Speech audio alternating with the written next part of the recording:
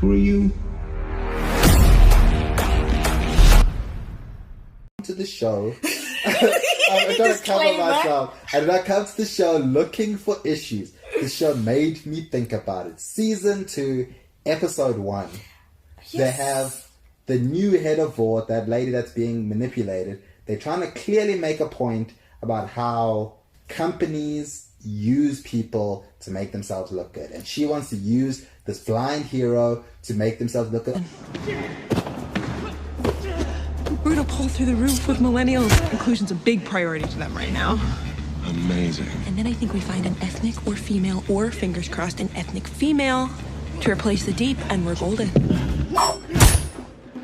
And she's naming all these different things that she wants to do. And I'm like, that's interesting. You know, as a criticism of how companies use people for these types of things.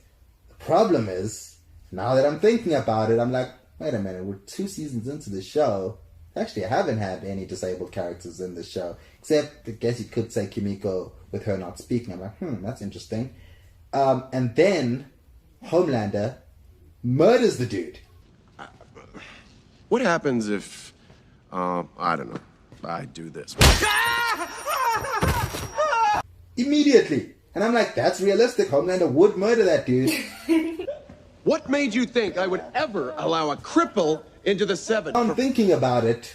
I'm thinking about the fact that this show has 0 disabled people. And the one disabled person you brought in here, you murdered him to make Homelander look meaner, to make him look more intimidating. It's like, Ashley, don't look at him, look at me. Ashley! Look at me. Using him to boost Homelander, to make him look, oh, he's so damn evil. I'm like, you're criticizing how companies use people to make themselves look a certain way while you're using this guy to make your characters a little better. And then I zoomed out again and I'm like, okay, what points are you trying to make? Who are you trying to criticize here? Because when I look at other superhero properties, they're actually doing pretty well when it comes to disabilities. When I look at Marvel, they got, I think in the new Eternals movie coming out, there's going to be a deaf hero played by a deaf actor, which is also a good thing that they're doing now, is they're bringing in the actors.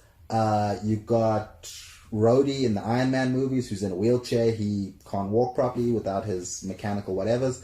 You've got Bucky in the Falcon and Winter Soldier. He's got one arm.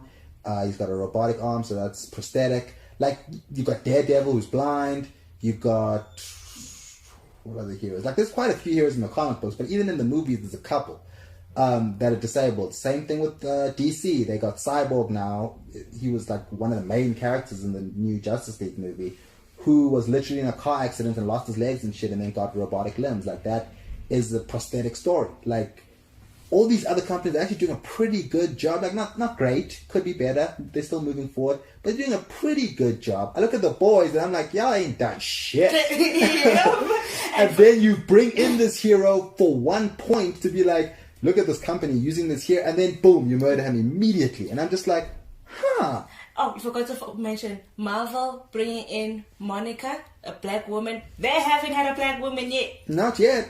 But they're shitting on other companies for bringing black women. Like, oh yeah, they're just using them. Like, hey, well, at least they're doing something. At least they're doing something. Yeah, what have you done? Like, every single time the boys pointed a finger at somebody, like 3 fingers are pointing right back at them. Yeah, and the thing is, you can look at it from the perspective of, okay, it's satire, it's irony. Vought has to be evil. Vought would not hire a black woman, or they wouldn't hire a disabled person. Like, Homelander wouldn't allow that to happen. Fine. But you can zoom a little more and look at the boys as a show.